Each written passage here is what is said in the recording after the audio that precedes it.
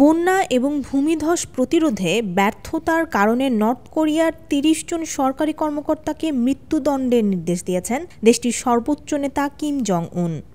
South কোরিয়ার একটি TV channel এ ব্যাপারে নর্থ কোরিয়ার এক সূত্রকে উদ্ধৃত করে এই খবর প্রকাশ করেছে। তারা জানিয়েছে, গত মাসের শেষের দিকে তাদের মৃত্যুদণ্ড কার্যকর করা হয়েছে। সম্প্রতি উত্তর কোরিয়ায় ব্যাপক বৃষ্টিপাত হয়। এরপর দেশটিতে দেখা দেয় বন্যা। বৃষ্টির কারণে অনেক জায়গায় ব্যাপক ভূমিধস হয়। বন্যা ও বৃষ্টিতে আক্রান্ত হয় ৪,০০০ বাড়ি। এতে করে ১৫,০০০ মানুষ বাস্তুচ্যুত হয়ে পড়ে।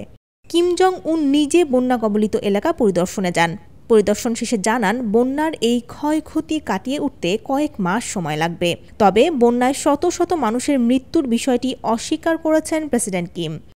উত্তর কোরিয়ার একজন কর্মকর্তার বরাত দিয়ে বলা হয়েছে, এই কর্মকর্তাদের বিরুদ্ধে দুর্নীতি ও দায়িত্বে অবহেলার অভিযোগ আনা হয়েছিল, যদিও মৃত্যুদণ্ডপ্রাপ্ত কর্মকর্তাদের পরিচয় জানা যায়নি।